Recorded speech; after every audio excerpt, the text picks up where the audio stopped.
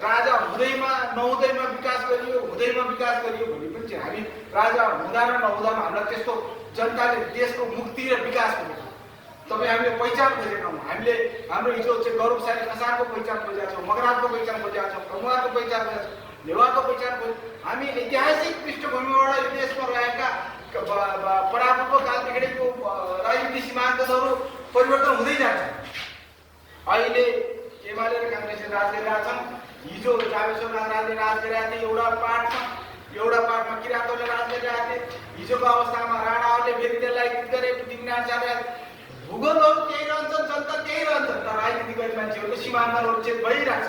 हिजो नेपाल गढवालदेखि सतलजदेखि खारीदेखि तपाईँ टिस्टासम्म नेपाल थियो, तर के भयो राजनीतिक भूगोलले खुम्च्यो। तपाईँको हिजो हामीले देखेका तपाईँको यहीँ पोखरा महानगरबाट पहिला सानो थियो, छिमेडाँडा पिसाए, लेखनाथ पिसाए, पिसाउँदो अहिले हामी पोखरा महानगरका बासिन्दा भनेर ठुलो प्लेटफर्म लिएको छ। भनेको राजनीति गर्दाखेरि राजनीतिक सिमानाहरू चेन्ज हुन्छ, नाम पनि चेन्ज गर्छ, तर राजनीति गर्ने त्यो थलो त्यही हुन्छ, त्यो माटो त्यही हुन्छ र मान्छे त्यही हुन्छ। तपाईँ हामी भनेको मान्छे हो र हामी र पुर्खाहरूले बनाएको संस्कृतिहरू, हाम्रो पुर्खाहरूले बनाएको माग्नुहुन्छ। हाम्रो पुर्खाहरूले बनाएको यो ऐतिहासिक विरासतमा राजनीतिक दलहरूले सही स्थिति गर्न नसक्दाखेरि र पुराना दलले सही काम गर्न नसक्दाखेरि हामीले पुराना दलहरूको सट्टामा वैकल्पिक एउटा शक्ति हुनुपर्दछ। र त्यो शक्ति यस्तो शक्ति जनता समाजवादी पार्टी नेपाल भनेको यस्तो शक्ति हो, मुलुक चलाउनको लागि विभिन्न नीतिहरू निर्माण भएको छ। जनता समाजवादी पार्टी नेपाल यसले तपाईँको पुँजीलाई पनि समात्छ, यसले समाजवादलाई पनि समात्छ, तर कुनै पनि बातको अतिवाद गर्दैन। अहिले नेपालमा देखिएका राजनीतिक दलहरू काङ्ग्रेस, राप्रपा, रासपा लगायतका दलहरूलाई हेर्नुहुन्छ भने उनीहरूले पुँजीको महत्त्वलाई बढी उनीहरूको कार्यनीतिहरूमा राख्छ। उनीहरू पुँजीवादी पार्टी हो। अहिलेको देखिएका कम्युनिस्ट समाजवादीहरू साम्यवादी धारमा गर्न सक्छ, तर यी दुईटै धारबाट नेपाली जनताको मुक्तिको सवालमा र नेपाली राष्ट्रलाई विकासको सवालमा लान सक्ने अवस्था छैन। त्यसले गर्दाखेरि हामीले अबको अवस्थामा नेपाली जनता, कुनै पनि जनताको तपाईँको चाहिँ बलिदानी नगरिकन कुनै पनि जनताले तपाईँको चाहिँ नेपालमा त्यस्तो मान्छे मारेर राज गर्ने होइन। जनताको भावना र जनताको जे छ चाहिँ तपाईँको चाहिँ सिप जागर छ, जोस छ, जुन कल्चर छ, त्यो कल्चरलाई हामीले विकास गरेर लान सकिन्छ। र नेपाली माटो सुहाउँदो अबको परिस्थितिको एउटा सामाजिक नीति भनेको सामाजिक लोकतन्त्र नीति अथवा समाजवादी लोकतन्त्रको एउटा नीति।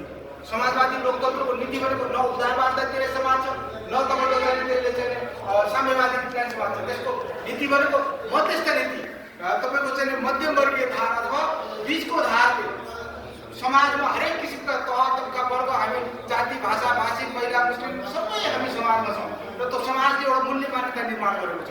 त्यो मूल्य मान्यताहरूलाई त्यसलाई व्यवस्थित गरेर अगाडि लान सकिन्छ भने त्यसमा त्यो कुनै पनि तपाईँको सकारेर जानुपर्ने त्यो अहिलेको अवस्था नेपालको नीति। नेपालमा 64को परिवर्तनपछि माओवादीहरूको वार आएर ठुलो परिवर्तन भयो, तर उनीहरूले सामाजिक लोकतन्त्रको नीति समाप्त नसक्दाखेरि अथवा उनीहरूले मैले मात्रै गरेर मैले मेरो आफ्नो मात्रै नीति लगाउँछु भन्दाखेरि त्यो प्रधानमन्त्री भइसकेको मान्छेले तुरुन्त त्यो भनेको नेपाली जनताको यो माटो कस्तो छ, त्यो माटोको नीति अख्तियार गर्न नसक्दाखेरि माओ सेतुङले जे कुरा कल्पिएका थिए तिनको खोल ओढेर म पनि त्यस्तै हुन्छु र त्यही कुरा लाउँछु भनेर किताबमा जे पढिए तिनै कुरालाई मात्रै नेपालमा इम्प्लिमेन्ट गर्दाखेरि त्यो तपाईँको जानुपर्ने अवस्थाको।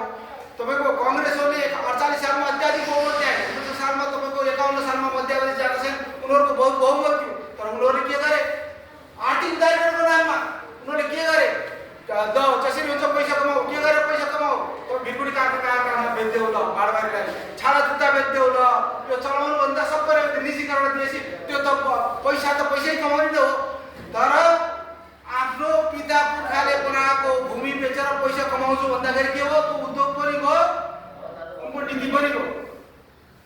त्यसले गर्दाखेरि ती दुईटै नीति असफल भइसक्यो। नेपाली भूमिमा ती दुईटै नीति असफल भइसकेर त्यसको वैकल्पिक नीति भनेको जनता समाजवादी पार्टी नेपालले लिएको यो सामाजिक लोकतन्त्र अथवा समाजवादी लोकतन्त्रको अबको नयाँ धार, अबको नयाँ नीतिले नै नेपाली, हिमाली, पहाडी, मधेसी, हामी तपाईँको खस, मगर, गुरुङ, राई, लिम्बू, तपाईँको थारू, तपाईँको तामाङ सबैको एकाग्र तपाईँको चाहिँ एकत्व र चाहिँ तपाईँको लिएर जान्छ। हिजोको अवस्थामा अहिले बुवाले चाहिँ भन्नुभयो, दाइले भन्नुभयो होइन। अब एउटा चाहिँ तपाईँको राजनीतिक चेतना भनेको सबैमा हुनुपर्छ। त्यो राजनीतिक चेतना भयो भने नै नीतिबद्धको उत्कृष्ट नीति हामी राजनीति भन्छौँ।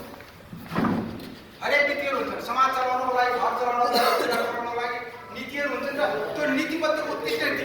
अहिले त के भन्छ, घरमा त्यो व्यवहार बिग्रियो, व्यवहार बिग्रिँदाखेरि राजनीति गर्यो भन्छ, दाइले भाइलाई भन्छ ठग्यो भने राजनीति गर्यो भन्छ, तपाईँको प्रेमिका बिचमा चाहिँ कुनै भयो भने राजनीति। तर त्यो के हो, कुनीति हो, त्यो राजनीति होइन, त्यो कुनीति हो। त्यसलाई राजनीति त राज गर्ने नीति, राम्रो नीति, भलाइको निम्ति गर्ने नीति, हामी हाम्रो लागि होइन अरूको लागि गर्ने नीति, सबैलाई सर्वजन सुखाए सर्वजन खुसाए भने सबैको राम्रो गर्ने नीतिलाई राजनीति। तर यहाँ त राजनीति तपाईँको के गर्न थाल्यो, पुरानो ठुला दलहरूले छक्क्याएर पैसा खानु, अन्डर टेबलको पैसा खानु राजनीति। राजनीति गरेपछि के गरिन्छ, तपाईँको चाहिँ तपाईँको ब्युरोक्राटमा हाबी गरिन्छ, ब्युरोक्राटमा प्रयोग गरेर पैसा खान सकिन्छ। यस्तो खालको राजनीति गर्दाखेरि नेपालमा दलीय यो पुराना दलहरूमाथि जनताको अविश्वास हुनु। अझै पनि अब दलको विकल्प छैन, दलले नै शासन गर्ने हो। दलका नेता पेटिक हुन सक्छन्, दलले गर्ने जुन चाहिँ नेतृत्वमा पुगेका नेताहरू छन् उनीहरू सच्चिने जरुरी छ। उनीहरू सच्चिएर जसले गल्ती गरेपछि त्यसले सजाय पाउनु जरुरी छ। या कुनै अर्को व्यवस्था राजा आएर चाहिँ अर्कालाई जेल हाल्ने अथवा चाहिँ सेनाको शासनलाई जेल हाल्ने, हाम्रो सङ्घीय लोकतान्त्रिक गणतान्त्रिक व्यवस्थामा कसैले गल्ती गरेको छ, कसैले तपाईँको हिजो चप्पल लाएर गएका मान्छेहरू अहिले त कलरपति भएर चाहिँ प्राडो गाडी चलेर कसैले हिँडिरहेका छन्, त्यसको खुलाउन सक्दैन। यदि त्यसले चाहिँ तपाईँको आफ्नो सम्पूर्ण नियमअनुसारको आफ्नो सुव्यवस्था गरेको हो कि होइन, यही व्यवस्था अन्तर्गत यही शासन अन्तर्गत रहेर हामी सरकारमा गर्नु कारवाही गर्छौँ। यो चाहिँ हाम्रो प्रतिबद्धता हो। किन भन्दाखेरि यो अवस्थामा पुरै नेपाली जनतालाई तपाईँको चाहिँ तपाईँको दरिद्र बनाएर आफू मात्रै ल्याएर खाएर आफू मात्रै पढेर बडप्पा गरेर तपाईँको चाहिँ हिँडेर अनि तपाईँको अहिले म राजनीतिक दल, मेरो ठुलो दल, मेरो चाहिँ पुरानो दल भनेर त्यस्तो रवैया राखेर गरेको, त्यसको विकल्पमा अब तपाईँ हामी जाग्नु जरुरी छ, तपाईँ हामीले बुझ्नु जरुरी छ कि अब त्यसको विकल्पमा हामी तपाईँ हामी जागिएर भनेदेखि यहाँ तपाईँभन्दा हामीभन्दा नि कमजोरहरू आएर फेरि तपाईँको चाहिँ एउटा साम्राज्यवादी शक्तिहरू अथवा चाहिँ तपाईँको चाहिँ पश्चिमबङ्गाली शक्तिहरू उनीहरू आएर फेरि तपाईँमाथि राज गर्छ। त्यसको सचेतनाको लागि, त्यसको तपाईँको सबैले त्यसको लागि चाहिँ तपाईँको यो परिवर्तनहरूलाई रक्षा गर्नको लागि, यो परिवर्तनलाई संस्थागत गर्नको लागि र यसबाट प्राप्त छुटेका उपलब्धिहरूलाई यो संविधान, यही संविधानको मार्फतबाट संविधान संशोधन गरेर र अग्रगमनमा अझै तपाईँ हामीले अझै खुसियाली हुने, अझै मुहार फेर्ने, अझै हामीले कति धेरै गर्नु छ। मुहार फेर्ने भनेको नराम्रो मुहार फेर्ने होइन, भएको मुखलाई बेसी ढाली होइन, पोखराको जस्तो बनाउनु देख्नु भएको छ। पोखराको हामीले कस्तो गर्यो, त्यो त्यस्तो तरिकाले मुहार फेर्ने कि जसको राम्रो होस्, नराम्रो गरेर राम्रो गर्ने मुहार फेर्ने जनता समाजवादी पार्टी नेपालको अवधारणा नै, यसको विकासको पद्धतिले नै, यसले गर्ने कार्यक्रमहरूले नै, यसले चाहिँ तपाईँको नेपाली समग्र नेपाली 2 करोड 92 लाख नेपाली जनताको चाहिँ जनसङ्ख्या छ भने ती सम्पूर्ण नेपालीहरूको बालक वृद्ध असहाय अपराध सबैको रूप फेरि अझै हामी त न्यायमा सामाजिक न्यायलाई अभ्यासमा ल्याएका छौँ। तपाईँको सामाजिक न्याय भनेको समाजमा हरेक प्रकारका मान्छेहरू हुन्छ। यहाँ तपाईँको अपाङ्गहरू छन्, महिलाहरू छन्, अशक्तहरू छन्, गरी खान नसक्नेहरू छन्। गरी खान नसक्ने मान्छे राज्य कसको लागि चाहिन्छ, राज्य कसको लागि चाहिन्छ हजुर? हामीले कुनै बच्चा जन्मायो अपाङ्ग भएर जन्मियो, त्यो बच्चा धरतीमा जन्मनु अपराध हो, त्यसको लागि राज्य चाहिन्छ।